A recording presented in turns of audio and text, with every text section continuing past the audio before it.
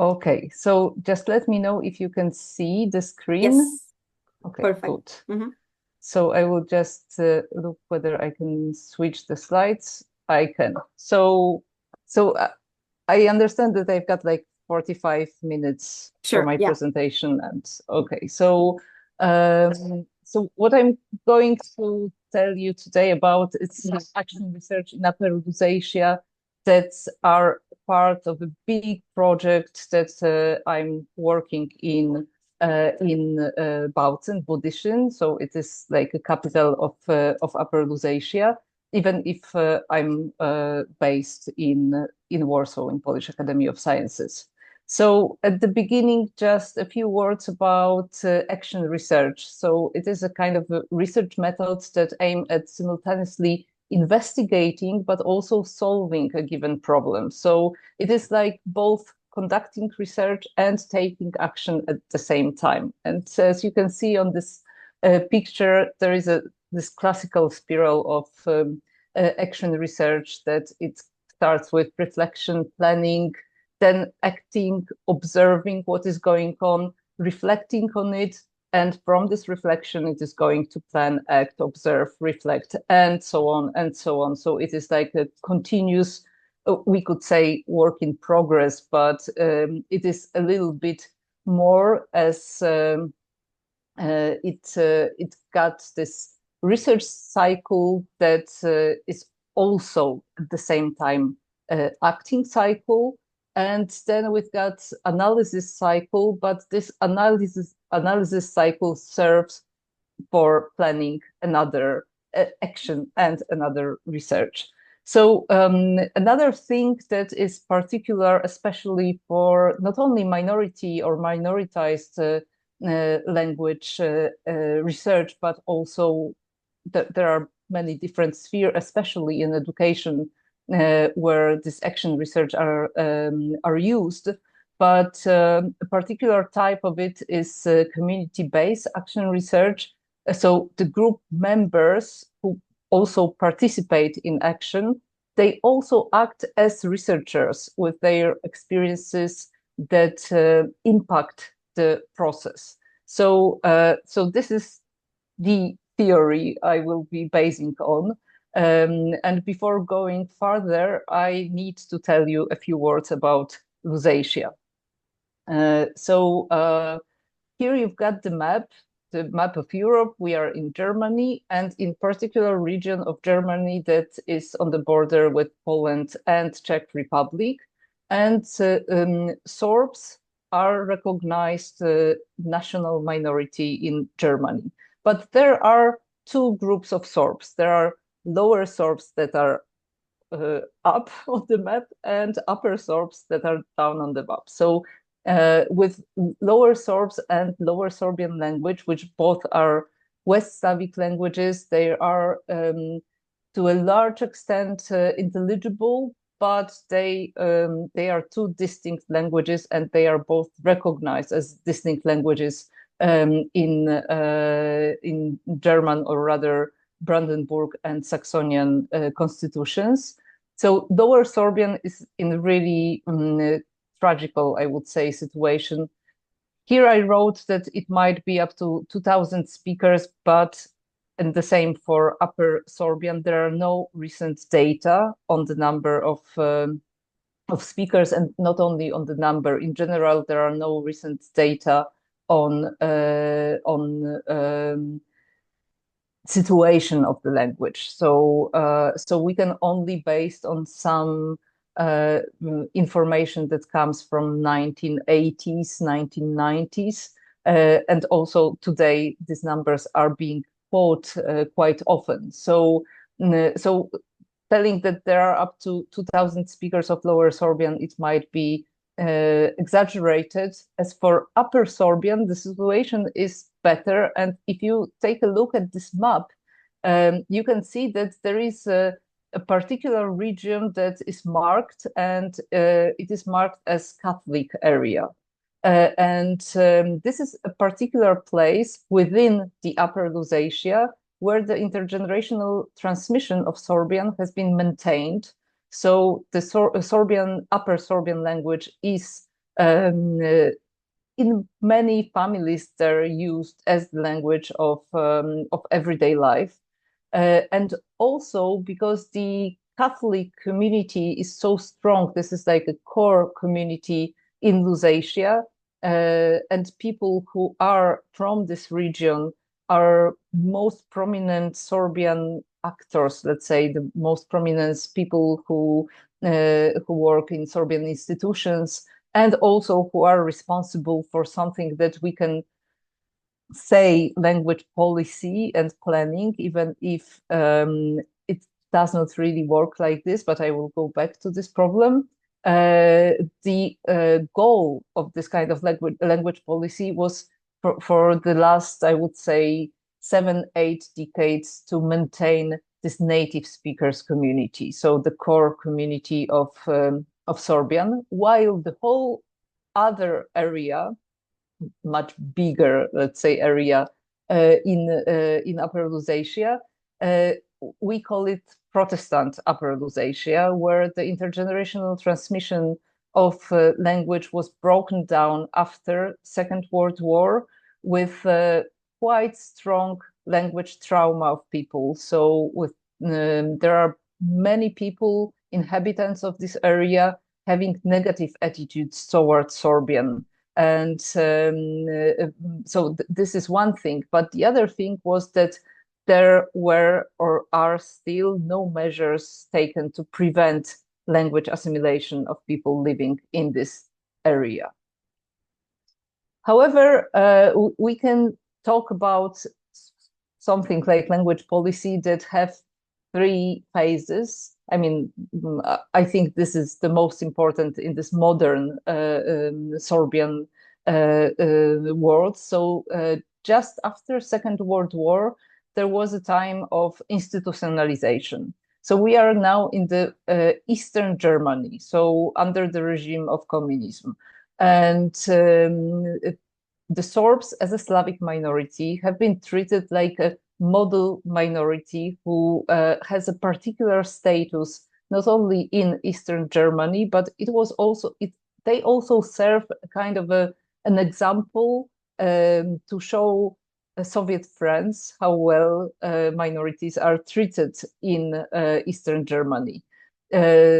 So a lot of Sorbian institutions have been established just after 1945. Like by 1950, there were Sorbian education with teaching in Sorbian to native speakers and Sorbian to all other inhabitants of this Sorbian-speaking area. There were scientific institution, bilingual theaters, media with radio program, with daily newspaper in Upper Sorbian and weekly newspaper in Lower Sorbian, and many other cultural groups. But obviously, this kind of institutionalization that took place in Lusatia has a strong impact till today in how this group is functioning, or how it is also thinking about planning, language planning, but also, identity planning.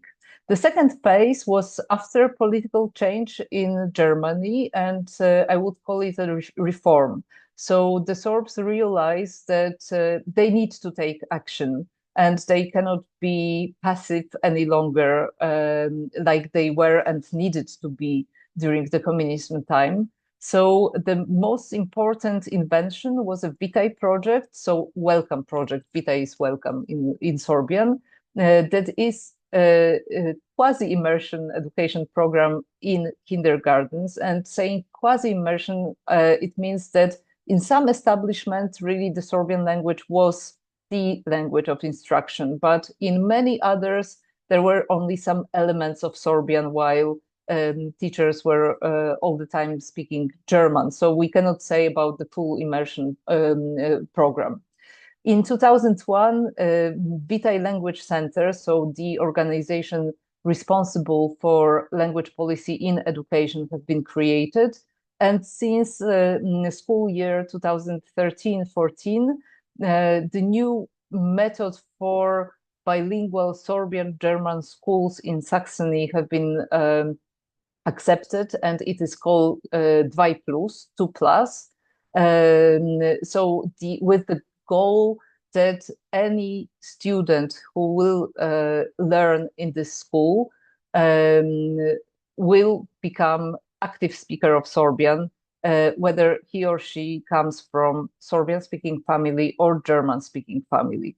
But in this case, as in many cases in Lusatia, the theory did not meet practice. So the overt language policy, which declared that if you are a German speaker, you will become a speaker of Sorbian because it is bilingual education, did not really meet this covert language policies that not only students and teachers, but the whole policy in school was divided into this Sorbian for Sorbs and German for others with some Sorbian. So the students were not really and are not gathering together in the sense that they do not really form the community where native speakers can also teach or be teachers of Upper Sorbian to those coming from German-speaking homes. And the third phase, which is quite blurred, and it is quite difficult to really to say when it started and what does it mean. We can call it revitalization. So it is the moment where more active activities toward preserving Sorbian, but not only preserving, but also thinking about this area that are not inhabited by native speakers of Sorbian are considered, searching for new domains and searching for new speakers of Sorbian started to be an important topic. But as many things in Lusatia, it started surprisingly by a top-down activity. So by the action plan of the Saxon state government, and this is my translation of the name of this very, very long document, of the very long name of this document, Action Plan of the Saxon State Government to encourage and revitalize the use of the Sorbian language, with the slogan, very important slogan there, Sorbian for all. And one sentence of explanation. The Sorbian world is quite strongly ethnicized, which means that there is this very strong belief that those who are Sorbs are speaking Sorbian, but also the other way around. Those who do not speak Sorbian are not Sorbs, which means that the German speakers are very often not accepted in the Sorbian world, and they are often not accepted as potential speakers of Sorbian. So then in 2017, also Sorbian institution took another step and proclaimed that they would have an active language policy on the ground, which means that they would try to or facilitate people working in this institution, coming to this institution to become speakers of Sorbian, even if they are German speakers or other language speakers. What does it mean and why it was important? So with the decline of the not only the number of Sorbian speakers, but also competent Sorbian language speakers, there were more and more people in Sorbian institutions who had the competences to work there, but did not have linguistic competences. And the most I would say, harmful language ideology in Lusatia was this language subordination norm, saying that if you are in any situation where there are dominant language speakers, you need to switch to the dominant language. What does it mean for institutions, but also Sorbian, like mixed Sorbian-German families? It means that there are less and less domains and places where Sorbian language can be used, because if there is a German-speaking person working in Sorbian institution, then even during the coffee break, everybody speaks only German, which is not only harmful for Sorbian language, but it is also harmful for this person who does not have really possibility to learn the language, to become at the first passive speaker of the language, and then hopefully also active speaker of the language. So Sorbian institution started to provide also possibilities for those who are working in Sorbian institution to learn the language, and also they tried actively to change this language habits of switching to the dominant language by people working in this institution. And then in 2018-19, Dr. Cordula Ratajczak and me, we were a part of the SMILE project. So it was Sustaining Minoritized Languages in Europe project with 6 different minorities in Europe, or minoritized languages in Europe, where we were looking at the efforts of language revitalization. And at the end of this project, we organized the first international Sorbian language conference with simultaneous translation to German and also translation to English for those who did not understand Sorbian or nor German language. And we kind of postulated that it is very important to take active steps for language revitalization, as even in this Catholic area, there are less and less opportunities to speak the language. And I cannot say that it was really the first step that led to the ZARI project, but during the pandemic time, you can see that there is this it ended half 2019, and then in 2022 the ZARI project, so the Network for Sorbian Language and Regional Identity, started. You can see the date. So theoretically it would last till 2038, but in practice it means that there is a big founding stream with the name Sorbian Language and Culture in Structural Change, because the Lusatia was is the area where there were a lot of coal mines that have been closed recently, and there are founds like from the state of Saxony and in Lower Lusatia from the state of Brandenburg for structural change, and a part of this money went to the Sorbs. And together with Cordula Ratajczak, we have been asked to propose something that would meet also these objectives of language revitalization. And obviously, this what we proposed and what we are doing is only a small part of this big projects that we are taking part in. So the ZARI project started with this kind of vision, or we can say slogans, as you will see in a moment. So the vision was that by 2050, there will be at least 50,000 Lusatians who have passive knowledge of Sorbian. And in terms Lusatian, we mean inhabitants of the region. And then by 2100, there will be 100,000 active speakers of Sorbian.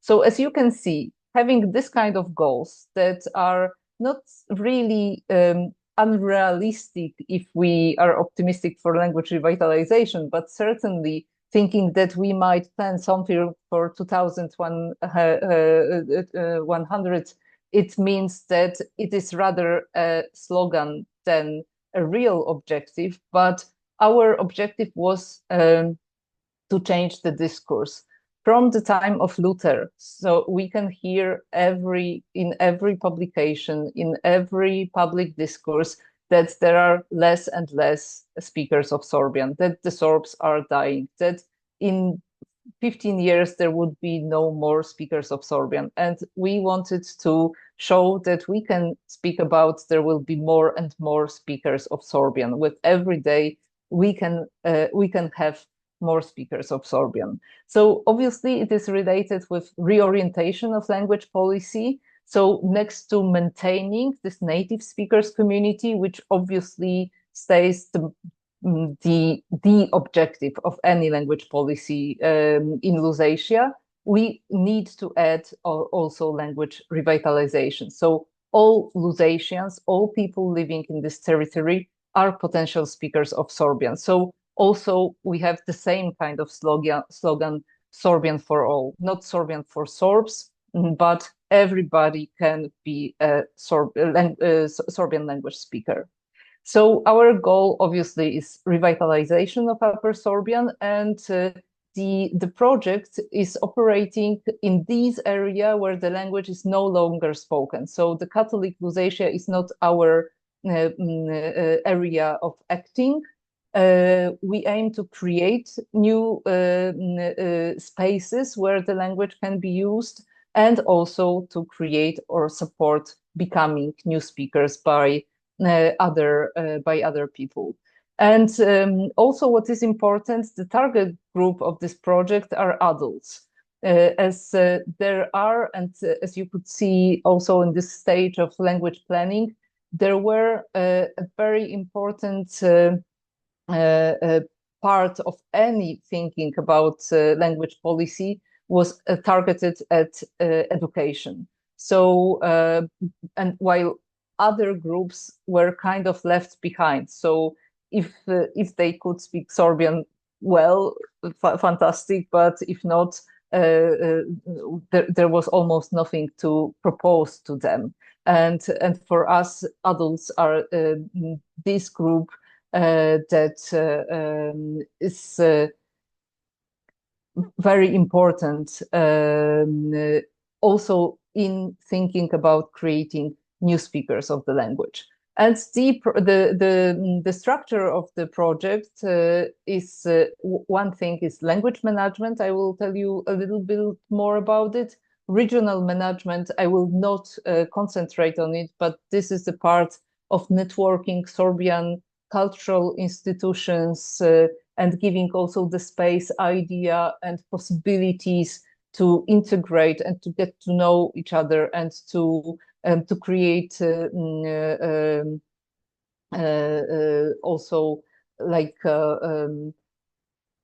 lines between these different Sorbian cultural actors and institutions, and language research, which is the part I'm working in. And this is a very small part where Cordula Ratajczak, with whom we were working in the SMILE project, is a leader. I'm there, and since last year, we have a PhD student also. So this is it, the research part.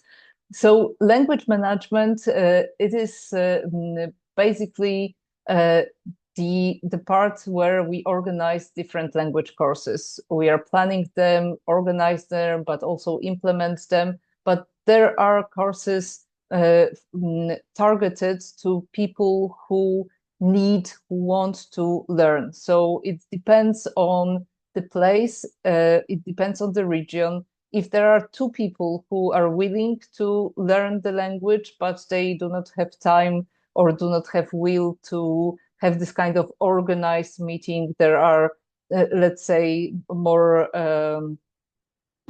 informal meetings in a pub where people can talk a little bit in Sorbian or have contact or conversation in this language. But there are also like weekly meetings. There are crash courses. So basically, if there is a need for anyone to learn the language, we try to provide the opportunity. Also, since last year, and this is the last phase of the first edition of it, the DOMOI program started to function, which is an intensive immersive format for adults, which means that every year there will be hopefully 10 people who are learning Sorbian, like 35, 40 hours per week, getting scholarship for it, so they do not have to work during this time. And also they have like 1 month internship in Sorbian institution or Sorbian organization. So the most important here is not really to say, okay, in 10 months you will reach B1 or B2 level, but we try to think about learning the language as a process. So it is much more important that the person who is getting some kind of basis of the language, some grammar, some words, but also a group of people with whom he or she can communicate, then becomes a part of another community where with established relations, and which becomes this place where then after the project, the program is coming to an end, they can still use the language and become more competent every day. And what is the most important part of the language management activities are on-site language motivators. And there are 5 people working as a language motivator in the project in 5 different regions where we operate, who give an active offer of different kind of activities in Sorbian. So we can call it a kind of a language animation for people living in the area. They also support local multiplicators, which means people who are there and they are not obviously not paid for being speakers or activists, language activists, but they are doing anyway a great job in creating some activities or providing some cultural possibilities for people in Sorbian language. And for language motivators, it is very important to be in contact with these people, to support them, and to organize things together. So basically, it is a kind of networking of the Sorbian-speaking world in this different part of the region. So Sorbian language motivators act as linguistic animators, supporting the development of Sorbian and Sorbian-speaking life in these local communities. And they propose different activities to motivate people to engage with the living Sorbian language. For example, we do not, there is no one structure of what kind of activities people are proposing. It depends on the interests and possibilities of each of these individual 5 people. So we've got one person who is very keen in doing something with some artistic work with and I forgot the English name for it, but making pots or something like this. And she's offering this kind of meetings and classes where people are doing this kind of things and doing it in Sorbian, speaking Sorbian at the same time. There is another person who's doing Sorbian radio and podcast with local people. But there is also one person who loves to cook, and she's organizing Sorbian kitchen, Sorbian cooking together.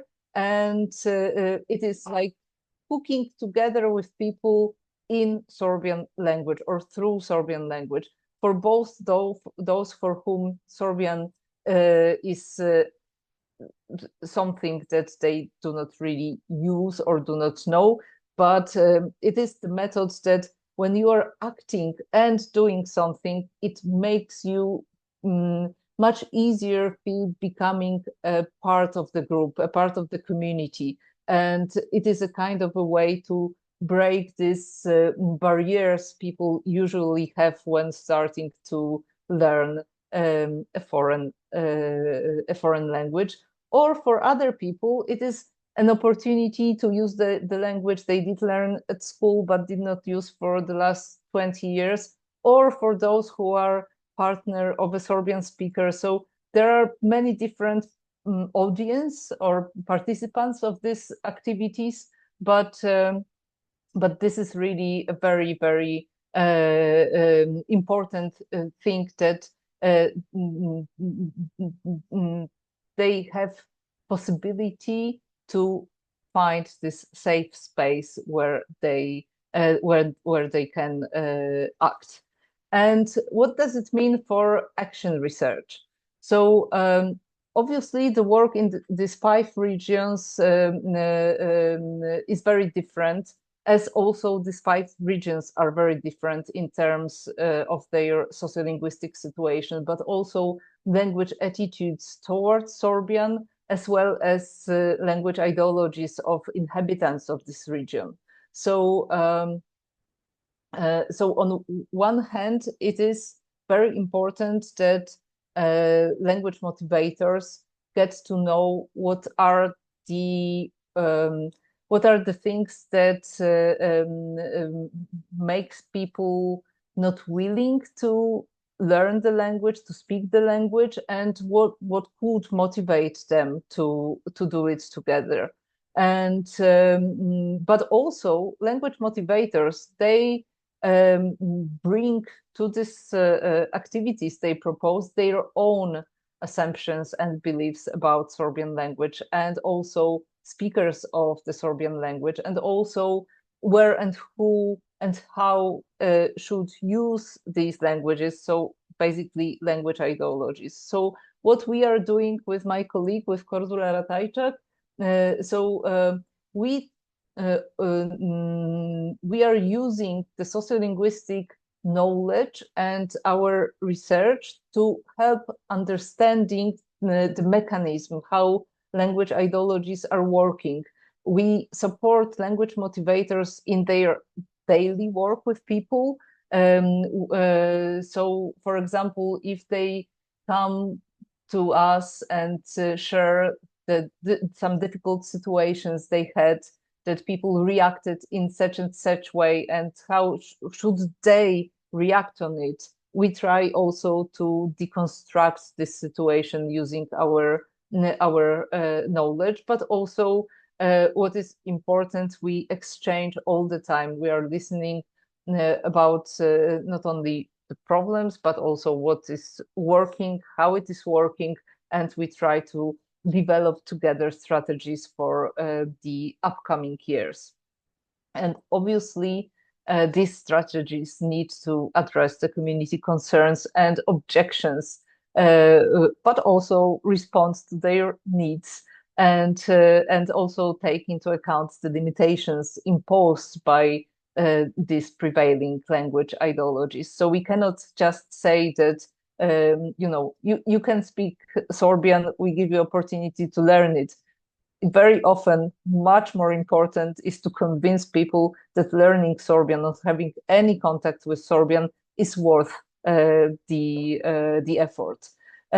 So we can say that this initial phase of the ZARI project aimed to provide this prior ideological clarification necessary for language revitalization efforts also to be accepted by the community. So now about language research, that is the second part of this project. What we did during this first phase of the project was collecting recording language biographies with people living in these 5 regions we are working with. With the objective to understand what are the discourses, but also to identify language attitudes and ideologies that are prevailing in these areas. We did a lot of participant observations of language practices and interactions. One thing, it was during the activities of language motivators, so we were quite often there analyzing what is going on and then discussing it also with participants of these activities with this structure of spiral thinking, acting, and planning. But also, as I said before, we talk with language motivators like constantly about what they are doing and what kind of challenges they've got in their region.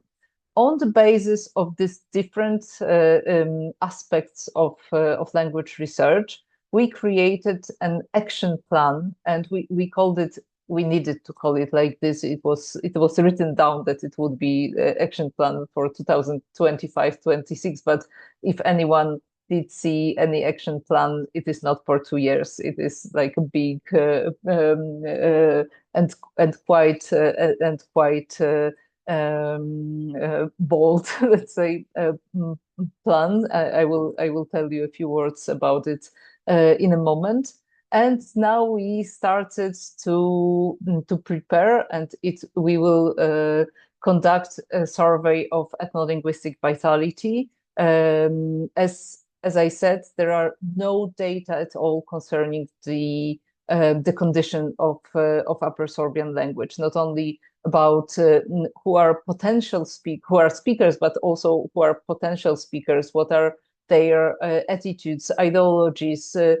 How do they think about profits they might have out of speaking Sorbian, but also what are current language practices of people in different part of region, and it all served to develop a regionally adapted language policy. So the action plan, I will tell you a few things about. It is the plan that indicate some, let's say, 7 for now, key needs based off this research finding I already mentioned. And we propose different activities that might support the community in kind of responding to these needs. There are one-time actions, but in many cases it is like ongoing work, workshop, or some long-term activities. So it is rather a catalog, a collection of ideas than something that that would say, if you want to achieve this and this, you should do the first step, this activity, then the other. So the idea behind it is obviously that we need to get and to gather the local actors to work together, and they might use some of the ideas we propose in their activities or in reflection about what is needed in different region to make the language more vital there. Because sometimes we hear that, okay, Zari project will revitalize the language. Obviously, it is not at all important. It is not in hand of any project to implement this kind of measure, but it is just the joint action, the plan.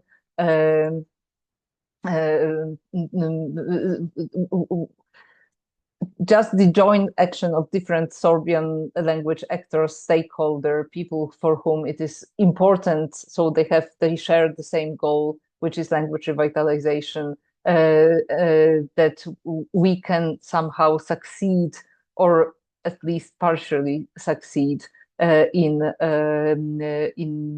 language revitalization efforts. And going back to this action research, it is not that we proposed this catalog of ideas and then we said, okay, you do it like you want, and so we don't care.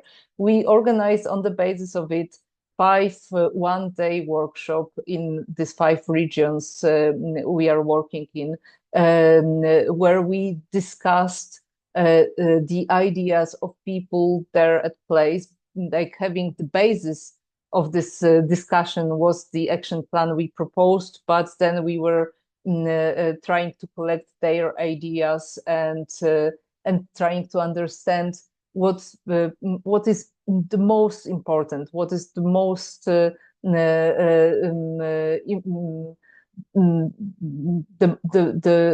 most important activities or problems that people are dealing with in different regions. And next week, it will be, no, the week after, we are organizing a big event for Sorbian actors and stakeholders where we will present second edition of our action plan with integrated these ideas that we developed together with Sorbian actors and stakeholders in 5 regions. And now I will tell you very, very briefly about this action plan, just you have some idea what is going on. So what you have this on here on the screen, I will not read it. These are this kind of proposition, what can be done in order to achieve what is called as the name as, so this is this need. So the first one is establishing bilingual normality. And it really reflects the most important language ideologies and social norms that prevent Sorbian speakers from using Sorbian in public, while also supporting negative attitudes towards Sorbian of German speakers. So it is based on assumption that acceptance for Sorbian and its use is a kind of dynamically interrelated. So the more people are exposed to Sorbian, the more they will accept it as a normal to use it. And likewise, the more Sorbian speakers consider it normal to use the language, the more they will actually use it. So the objective of this is to change language attitudes towards Sorbian through language practice, and to change language practice through changing language attitudes. And particularly what is, I think that here you can find, we are organizing kind of, we call it Listen Project workshops. There was this very important European project on language assertiveness, and I think it is really fitting perfectly to the situation in Sorbian. So it is about changing people's this automatic language behaviors, and also raising awareness for their right to use Sorbian. So the second and very important thing is to increase the prestige of the language. And obviously it is particularly important in this area we are operating, where Sorbian is very often associated with the past and is seen as useless. So this ideology of utility is very, very strong, or unutility, we can say, is very, very strong. People are not aware that they might have any benefits out of using Sorbian, or that there are any advantages of multilingualism if it is not about German plus English or other big language. So the objective of this point is to overcome this ideology of utility and to make inhabitants of Lusatia more aware about opportunities they might have out of using Sorbian. The third one is also very particular for the places, areas we are operating, is to connect people with their cultural and linguistic heritage. As I said at the beginning, there are a lot of people who were touched by language trauma and whose parents, grandparents, great-grandparents decided not only not to speak the language, but also not to say to their children that they are a part of the Sorbian community. So it is very important also to kind of show how on one hand the region, the area, but on the other hand individual families are related to Sorbian. So to increase this kind of bonds between, on one hand, people, but also with this Sorbian heritage. The fourth one is creating new speakers. So with the objective that more and more people will speak the language. And here are the list of at least some courses we are providing within our project. So one thing is to give these tools to learn the language. But even more important is the next point is to provide the safe spaces for learners and for those who are becoming new speakers where they can actually use the language, where without this fear that they would be laughed at, that they are not, pronouncing it correctly, or they are not declining. This is a Slavic language, so there are all these declinations, conjugations. It is very, very complicated, and people often are afraid to start to speak the language because of making mistakes. And we are trying to, on one hand, with these practical activities of language motivators, but on the other hand, with meetings of people, with creating tandems or other opportunities for those learning to actually use the language. And another very important need in Lusatia is to strengthen the contact between native and new speakers. As I said before, the Sorbian world was and is still very divided into those speaking Sorbian, native speakers from Catholic community, and those who are learners or whatever, but they are treated as Germans who have no access to the community. While native speakers are often afraid of those, they want to be polite, this is obvious, but also they are kind of afraid of those who are outsiders, that they would kind of harm their community. So it is very important to establish this these links between people. And finally, the last point is to get young people, and I think this is the most difficult. And we know that there are not so many young people who are interested in learning Sorbian, but also in using it. They want to leave Lusatia, or they just have another things to do. So we try somehow to think of this young generation, to give them the tool to listen to them, what are their needs, and to rather to create something with them than to propose something that we old people think would fit to their needs. So just to finish, these activities proposed in action plan and to a certain extent developed by the ZARI project obviously cannot and are not replacing the comprehensive language policy in Lusatia, which, as I said before, it cannot be implemented by any project. It must be taken over by Sorbian institutions. And obviously, in this way of thinking about language policy as a comprehensive strategy, it should embrace all levels. So the macro level, the political level, meso level of institutions, but also micro level of people, individuals, families. And it should also cover all aspects of people's life in Lusatia, from birth, education, leisure time, work, family, and then by retirement. Because if it is not supported and people have a choice, they would in most cases not because of like bad will, but just because it is easier, they would choose the dominant language.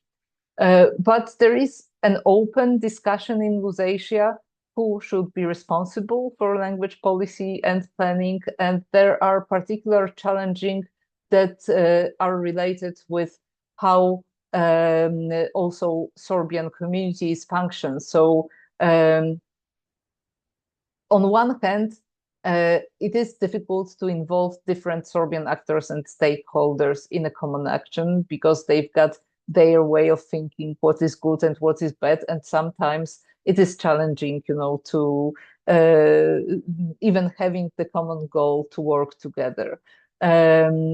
So it is also because of it, it is difficult to synchronize this different level of activities and cooperation between Sorbian actors. But I would say the biggest challenge here is if we think about having something like language board in Lusatia, in this highly institutionalized community, changing any structure is very often perceived by people as a threat, as something that is against them and their well-established life. So I cannot say that this is the most important challenge for the ZARI project, because we cannot do it.